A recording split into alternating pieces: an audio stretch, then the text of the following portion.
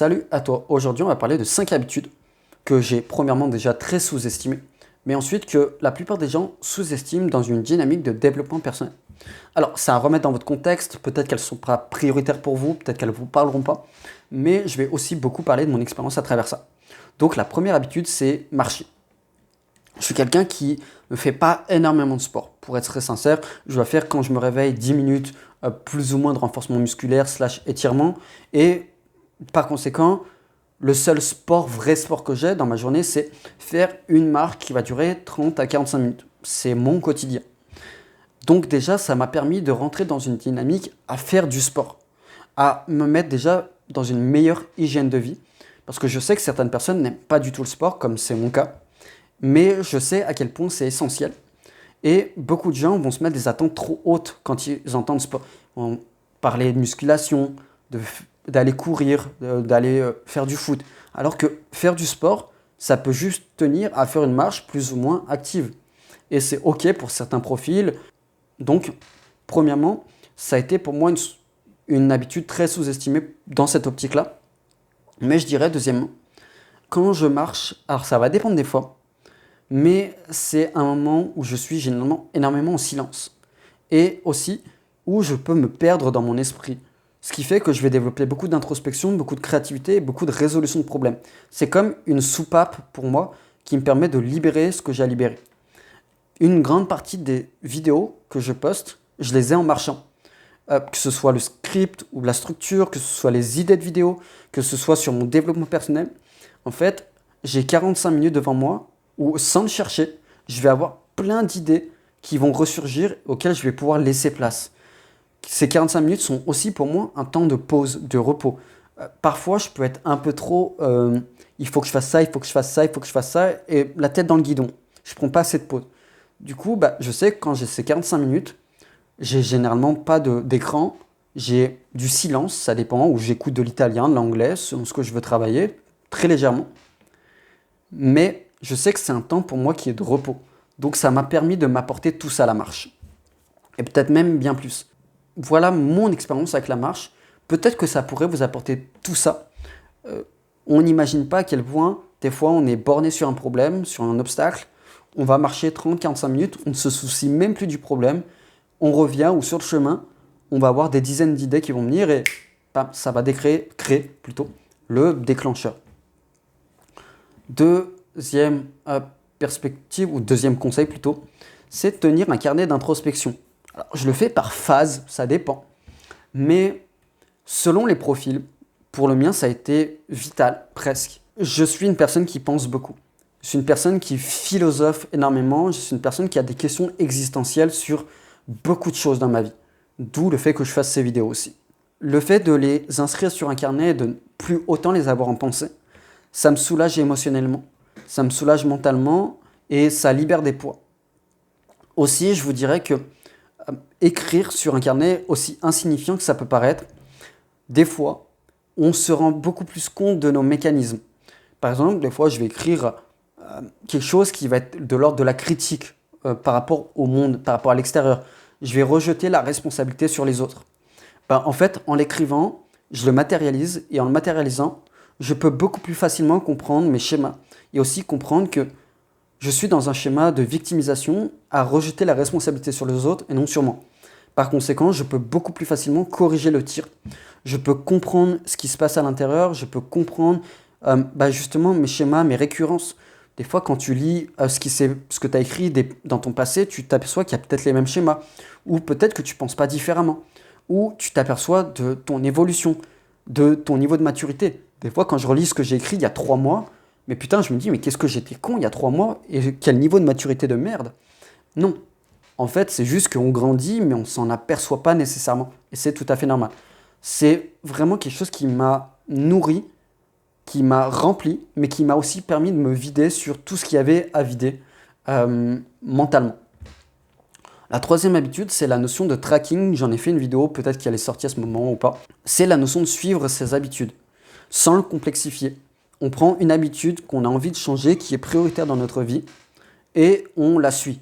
Si tu as envie de te dire, j'ai envie de me mettre à apprendre une compétence, l'anglais, bref, au hasard, ben, tu pourrais le traquer en te disant combien de minutes je passe par jour sur ça, ou combien de mots j'ai appris, ou alors combien de jours d'affilée j'ai tenu. Ça dépend de ce que toi tu as envie de traquer, de comment tu as envie de le traquer, de le suivre. Tu peux même prendre plusieurs KPI, donc indicateurs de progression, je crois, pour le traquer, même si je pense qu'il faut faire très simple. Et c'est quelque chose qui non seulement te permet de prendre conscience de tes choix, conscience de tes mécanismes, de tes autosabotages, mais aussi qui te permet de réajuster. Quand tu fais ça et que tu fais un mini bilan par semaine, 10 minutes, il n'y a pas besoin de prendre plus, tu prends ton dimanche, tu fais 10 minutes, le bilan de ce que tu as traqué, et tu te dis, ok, ça n'a pas été, ça a été, donc ça je garde. Ce qui n'a pas été, comment est-ce que je le rajuste? Est-ce que je le rajuste d'un coup? Est-ce que je l'améliore progressivement? Bref, c'est un outil d'introspection aussi, je pense, mais aussi un outil d'évolution. Parce que tout ce que tu vas évoluer, tu vas pouvoir l'améliorer. Et tout ce qui est ignoré, tu ne peux pas le changer. Quand tu traques, tu es face à la vérité. Parce qu'il y a quelque chose de tangible, il y a du chiffre généralement, c'est chiffrable, quelque chose de traqué. Outil très sous-estimé, mais extrêmement puissant quand on le tient sur la durée.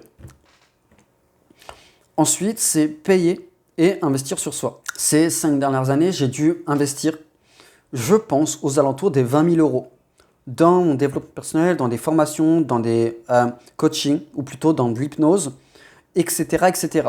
Je ne regrette pas un seul centime.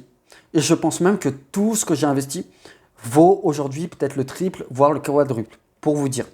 J'ai pas regretté une seule minute de cet investissement. Peut-être que j'ai bien choisi mes sources, mais j'ai aucun regret ça.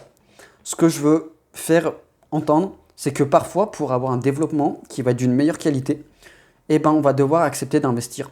Investir de l'argent, investir de l'énergie, investir des ressources quelles qu'elles soient. Et c'est une façon aussi de prioriser ces choses. J'ai bien conscience que peut-être certaines personnes qui m'écoutent là n'ont pas à prioriser ça ou n'ont pas le budget et pensent que juste certaines informations les aideront. Alors, chacun son vécu, mais je suis intimement convaincu que investir sur soi nous permet de développer le respect que l'on a pour nous permet de développer la valeur qu'on s'apporte et par conséquent les résultats qu'on va obtenir, parce que ça a été démontré par plusieurs études, plus on pense avoir de la valeur, de l'estime, plus on obtient des résultats qui sont élevés. Ça ne veut pas dire que vous devez investir 20 000 euros dans une retraite, je ne sais pas quoi, ou 20 000 euros dans un hôtel, dans un palace pour vivre le luxe. Ce n'est pas ce que je dis. Ce que je dis, investir sur soi, c'est investir dans ce qui est prioritaire pour vous, dans ce qui paraît intelligent, dans peut-être des accompagnements, dans peut-être des livres, dans des formations, quelles qu'elles soient, etc., etc., etc. Je trouve, et j'en ferai une vidéo, que c'est l'habitude personnelle qui, pour moi, a été la plus importante. Je n'aurais à donner qu'une habitude à un débutant, c'est peut-être pas dans l'immédiat, mais tôt ou tard, investir sur toi. Paye s'il faut payer des formations, mais renseigne-toi avant, c'est ok. Parce que ça va changer totalement ta perspective de la vie, de l'argent, mais aussi ça va te permettre de développer peut-être 10 fois plus que tu ne le penses et que tu ne l'envisages aujourd'hui. Le quatrième point, c'est lire moins, mais surtout mettre en pratique les principes. Alors, il y a 3 points dans un, on va essayer d'en faire une bouillabaisse de tout ça. Lire a profondément changé ma vie. J'ai dû lire peut-être 200 livres en 5 ans, principalement de développement personnel. Alors, dans un sens, je viens envie de vous dire que ça me fait une belle jambe aujourd'hui. Mais ça m'a beaucoup aidé à avoir une perspective du monde différente, à avoir une créativité, une capacité à résoudre des problèmes sur les problèmes que j'ai, parce que c'est inconscient, des fois il y a des choses qui se gravent. Donc, premièrement, lire est, je pense, important. Alors, quand je dis lire, c'est apprendre. Il y en a, ils n'aiment pas la lecture, ils n'aimeront jamais ça, c'est ok. Il y a des formations, il y a YouTube, il y a plein aujourd'hui de formats et de contenus différents qui vous permettent d'apprendre, et je pense que c'est extrêmement important. Maintenant, apprendre moins ou lire moins. Quand vous choisissez vos livres, je pense que l'idéal, c'est de les sélectionner parce que vous avez un objectif par rapport à ce livre et parce que vous avez surtout l'objectif de le mettre en pratique. Aujourd'hui, il ne me viendrait pas l'idée de lire un livre sur la volonté ou sur la motivation si je n'en ai pas le besoin. Et pourtant, c'est quelque chose que j'en ai fait. Aujourd'hui, si j'ai besoin de travailler ma créativité, ça paraît faire sens que je vais peut-être acheter 1-2 livres maximum sur la créativité, mais que ces livres, je vais déjà mieux les lire, je vais en faire des fiches, je vais en faire des notes, mais surtout, je vais prendre un principe du livre, celui qui m'a le plus marqué, celui qui me paraît le plus impactant, et je vais le mettre en pratique. Parce que juste un principe dans un livre peut déjà changer votre vie. Imaginez si vous lisiez, je sais pas, 10 livres par an, 50 livres en 10 ans, ou plutôt 50 livres en 5 ans, à quel point ça pourrait profondément changer votre vie, ne serait-ce que mettre un principe en action et durablement par livre. Donc, c'est vraiment une habitude qu'on sous-estime, le fait de lire moins, de mieux lire, mais surtout de mettre en pratique un seul principe ou deux d'un livre qu'on a apprécié parce que les livres ne servent entre guillemets à rien s'ils ne sont pas employés, surtout les livres de développement personnel. Et la dernière, 6e bonus, c'est les défis, les challenges. La plupart des habitudes que j'ai mis en place dans ma vie, et en fait la plupart des explorations que j'ai faites du développement personnel, c'était en me mettant un challenge mensuel. Par exemple, pendant 1 mois, je vais prendre des douches froides. Ou par exemple, pendant 1 mois, je vais essayer l'essentialisme. Ou pendant 1 mois, je vais me mettre tous les jours sur une compétence 30 minutes, 1 heure, etc., etc. Vous avez l'idée, à vous de mettre ce que vous avez envie de mettre dans vos défis. Je trouve que c'est déjà, premièrement, une excellente motivation à se créer. Alors, ça ne fera pas tout, mais ça peut permettre de créer de l'élan. Ça peut vous permettre d'expérimenter des choses sur une période d'1 mois. Ça ne fera encore une fois pas tout, mais ça permet déjà d'avoir un premier recul comparé à la plupart des gens qui ne mettront jamais en place certaines choses et qui ne les mettront pas en place de plus de 2 semaines. Donc, c'est une magnifique voie d'exploration, une magnifique voie pour remplir votre curiosité, pour vous aider à mieux vous connaître et pour vous aider à créer des lampes de lancement. Comme je disais, un bon paquet d'habitudes que j'ai aujourd'hui, en fait, je les ai toujours et je les ai instaurées grâce à une notion de challenge et de défi. Et aussi, ce qu'on peut faire, c'est se récompenser. Se dire, ok, si je tiens 1 semaine, 2 semaines, 3 semaines, 1 mois, je vais me récompenser. Et on peut continuer la récompense autant de temps qu'on veut.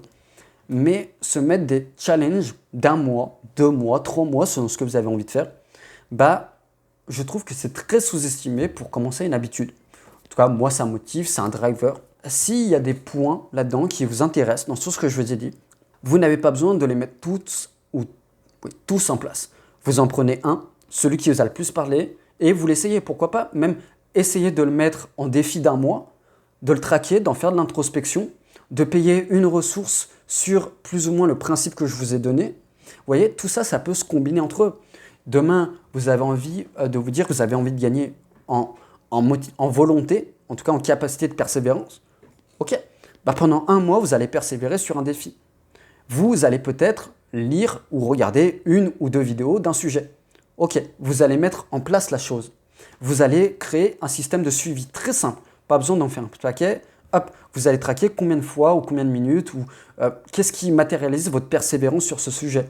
Ok, chaque soir, vous faites 5 minutes d'introspection en mettant votre tracking, etc., etc. Où vous pouvez marcher et vous dire, réfléchir sur votre persévérance.